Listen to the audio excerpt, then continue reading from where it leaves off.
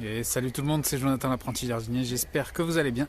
Moi ça va nickel, on se retrouve entre deux averses. J'avais annoncé un temps bizarre, de la pluie, du soleil. Bon, maintenant j'ai parlé donc c'est fini. On enchaîne les tempêtes, il n'arrête pas de pleuvoir, 40 mm, c'est juste aujourd'hui. Donc ça commence à faire un petit peu. Donc on se retrouve pour la partie 2, donc la visite du potager, les extérieurs, la serre et un petit peu tout ce qui est arbres fruitiers. Juste une petite précision avant de commencer, c'est un potager qui est très récent, c'est-à-dire que je l'ai implanté début de printemps ou fin d'hiver, je sais plus trop, entre les deux. Donc très récent, ce qui veut dire qu'il n'a pas eu de culture d'automne, donc certaines planches peuvent paraître vides, mais bon, ce n'est pas vraiment le cas. Il va y avoir toutes les plantations qui vont arriver bientôt avec les seins de glace, que je vous ai parlé des semis dans la partie 1. Si vous ne l'avez pas vu, n'hésitez pas à aller la voir, les liens sont dans la description. Donc écoutez, je vous propose de faire la visite tout simplement, donc c'est parti. À la sortie de la serre, on a le poirier qui pour la première année a des feuilles, c'est un poirier qui est malade.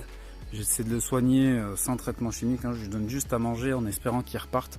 Donc pour cette année il a enfin des feuilles, il est toujours malade, et on voit toujours les feuilles abîmées.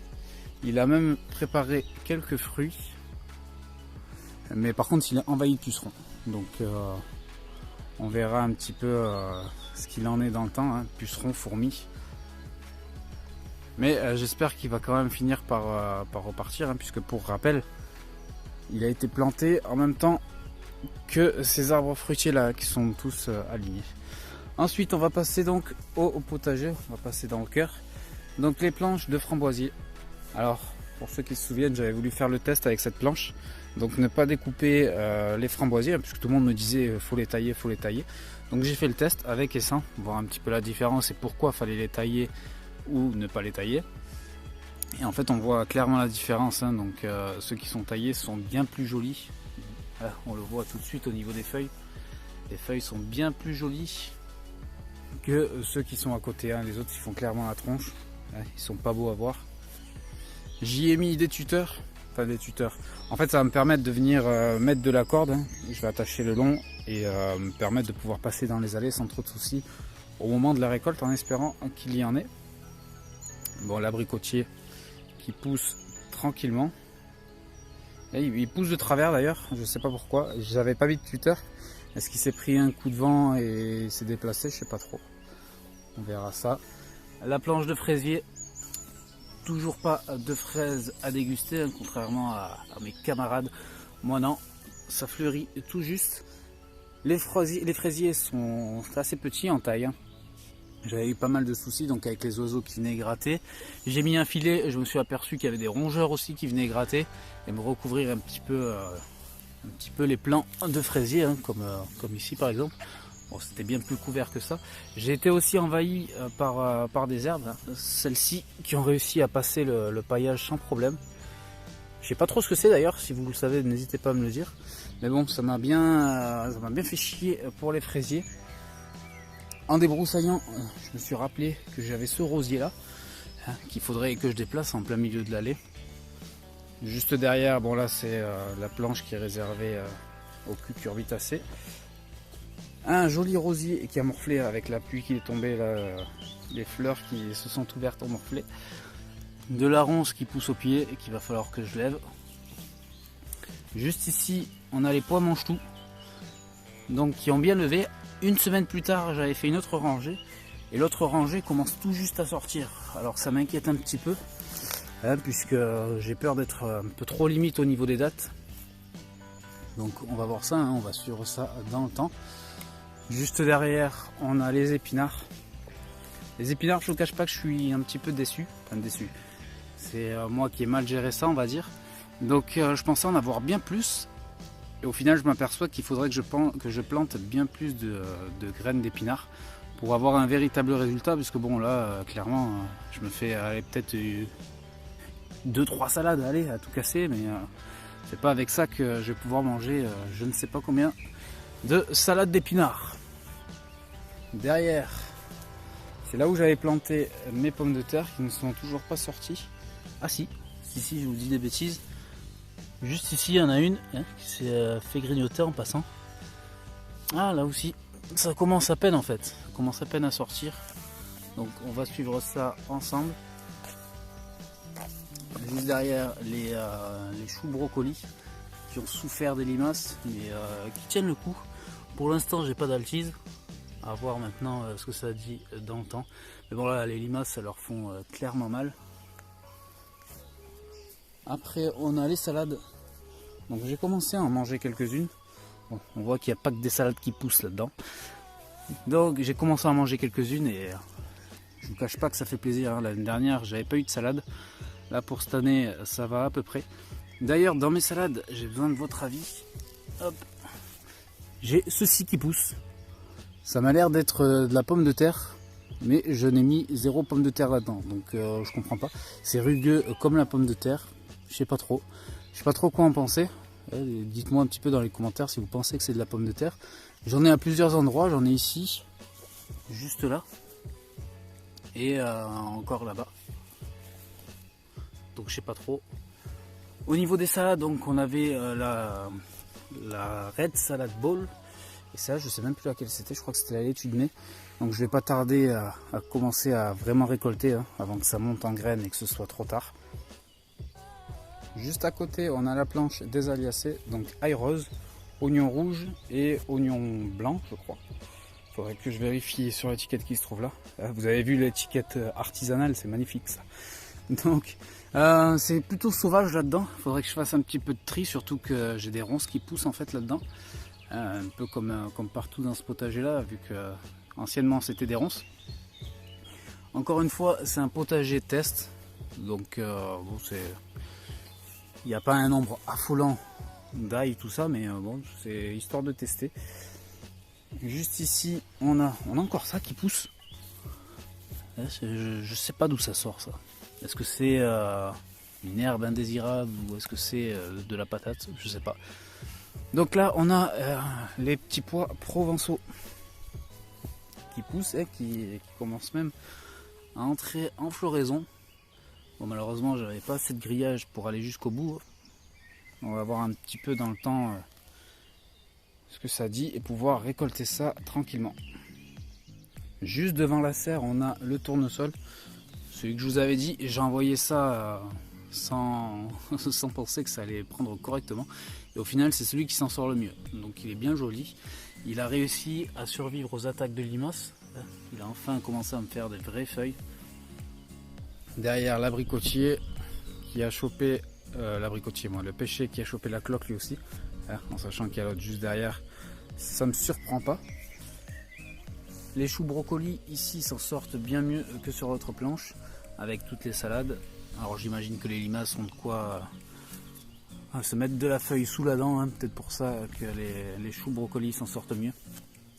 Alors, on voit qu'ils sont clairement plus jolis. Ici on a des épinards encore une fois. Un autre petit tas. Donc juste ici on a ma planche d'herbe sauvage, enfin le coin que je laisse un petit peu sauvage avec mon nain, ma fierté dans ce potager. Donc ouais, la planche sauvage qui s'en sort plutôt bien, hein, enfin, les fleurs sont là, arrivent, en sachant que j'avais pas mal piétiné dessus. J'ai installé un petit rosier qui attend de pouvoir pousser correctement. Ici, deuxième planche sauvage. Et regardez ce que j'ai trouvé en débroussaillant cet arbre là, qui n'était pas là l'année dernière. Et j'ai bien l'impression que c'est un pêcher. Donc encore une fois, s'il y en a qui reconnaissent, en sachant qu'on est au pied du pêcher, ça m'étonnerait pas qu'il y ait un noyau qui est germé là. Mais je trouve ça fou à la vitesse à laquelle ça a poussé. Regardez la taille du tronc. En un an, l'année dernière ça y était pas, puisqu'ici c'était mon ancien potager. Et juste au pied donc du pêcher, qui niveau feuillage bon fait clairement la gueule, hein. Mais il y a quand même quelques petits fruits qui arrivent. Alors je sais pas si vous allez réussir à les voir vous via la caméra, mais il y a quand même quelques fruits qui se préparent. Au pied, il y a tout ce qui est boutures de laurier et ce qui est en attente en pot. Les boutures de laurier qui s'en sortent super bien, je suis vraiment content. Juste ici on a ma deuxième planche de framboisier. Donc cette fois on est sur du framboisier jaune. Et comme vous voyez, il y a pas mal de framboises qui arrivent. Donc à contrôler et surtout beaucoup de pieds qui arrivent. Donc je m'attends l'année prochaine à avoir des framboisiers à contrôler. Juste ici le deuxième pied. Et juste derrière on a une autre planche sauvage. Mais celle-là qui n'est pas totalement, hein, puisque j'y ai implanté mes petits fruitiers. Je pense notamment au cassis. Le cassis, donc il s'était pris un sapin dans la tronche, donc il fait un petit peu la gueule. Mais j'ai quand même quelques fruits. Alors bon, c'est pas fou, mais j'ai quelques fruits qui arrivent quand même. Ça fait toujours plaisir. À côté, on a un groseillier à macro qui, pareil, on commence à me préparer des petites groseilles. J'ai hâte de pouvoir goûter ça, hein, puisque j'ai mis pas mal de choses que je ne connais pas. Ça va être la découverte. Ici, un deuxième groseillier à macro. Et là, on est sur une variété différente. Pareil, hop, on a quelques fruits qui arrivent, un tout petit pied. Ici, on a de la myrtille, un plant qui était destiné à aller à la poubelle et qui, au final, s'en sort plutôt bien. Avec les petites fleurs qui sont là. On va voir maintenant comment ça se comporte. Et juste ici, on a le groseillier classique, là, les petites groseilles rouges. Au pied des fruitiers, j'avais décidé d'installer des grimpantes, toujours dans un souci de gain de place. Et comme vous le voyez, j'ai les petites grappes qui arrivent, en sachant que c'est sa première année ici. Est-ce qu'il faut que je laisse, est-ce qu'il faut que je laisse pas? Je sais pas trop, je vais certainement laisser. Et voir un petit peu cette vigne grimper dans l'arbre. Pareil, quelques fruits, c'est clairement pas fou. Hein, on en a perdu beaucoup avec un orage, beaucoup sont tombés au sol. Mais on voit quand même, hop, si j'y arrive, on voit quand même que ça arrive tranquillement. Au pied du cognacier, on voit aussi qu'il y a une vigne qui s'installe. Et juste ici, on a un kiwi. Donc on est sur un kiwi auto-fertile, variété Jenny, qui je pensais était mort, hein, avec un -2, et finalement est reparti à merveille. Donc je le fais grimper dans cet arbre, qui est en grosse difficulté, ne fait pas de feuilles, très peu du moins, et encore moins de fruits. Donc on va suivre ça. Mais bon, je me dis qu'il me servira de tuteur pour mon kiwi. Donc l'un dans l'autre, c'est pas perdu. On continue la visite dans la serre. Donc la serre qui contient principalement que des tomates. Ça pousse super bien pour l'instant. Il y a des pieds qui sont beaucoup plus trapus que d'autres, hein, comme celui-ci par exemple. Alors que d'autres prennent plus de hauteur. Là, on voit qu'on n'est pas du tout sur la même taille. Les premiers gourmands qui commencent à arriver, donc que je vais devoir tailler. Au milieu, on a un pied de poivron, piment. D'ailleurs, j'ai aperçu la toute première fleur. Hop, vous la voyez certainement juste ici. Toute première fleur. Et encore un pied juste ici. Donc d'ici peu ça va être rempli, hein. C'est juste que mes plants sont un petit peu trop petits à mon goût. Et derrière on a l'autre planche, donc de tomates, qui pareil, hein, pousse tranquillement.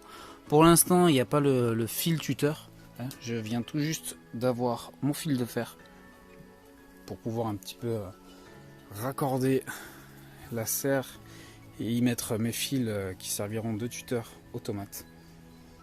Donc, comme vous voyez, ça pousse plutôt bien. Les gobelets, c'est normal, hein, c'est pas une déchetterie. C'est juste que j'ai les variétés qui sont notées dessus. Hein, bon, il y en a qui ont quand même leurs petites étiquettes. Mais au pied comme ça me plaît pas. Hein, puisqu'il va y avoir le paillage entre. Et bon, je trouve ça pas très pratique. Donc il faudrait que je trouve un système sans dépenser... enfin, je fais pas mon radin, hein, mais j'ai pas envie de dépenser de l'argent pour acheter des étiquettes plus hautes. Donc voilà, il va falloir que je trouve une solution. Et voilà les amis, on arrive à la fin de cette vidéo. D'ailleurs, on est dans le massif exotique qui sera certainement la prochaine visite de la partie jardin, partie exotique, qui commence à pousser. Il y a l'arrosage qui est en train d'être installé. Il y a pas mal de plantations qui ont été faites, des choses de cachées, mais vous connaissez déjà. Regardez, ça pousse tranquillement. J'espère que vous n'avez pas trop le tournis. Enfin bref, il y a pas mal de choses qui ont été faites. Ça pousse. Donc on se retrouvera bientôt pour une visite de la partie exotique. Prochaine vidéo potager, ce sera certainement pour les sunglasses, hein, tout ce qui est plantation, tout ça. Donc moi c'est là-dessus que je vais vous laisser. Ciao tout le monde, à la prochaine.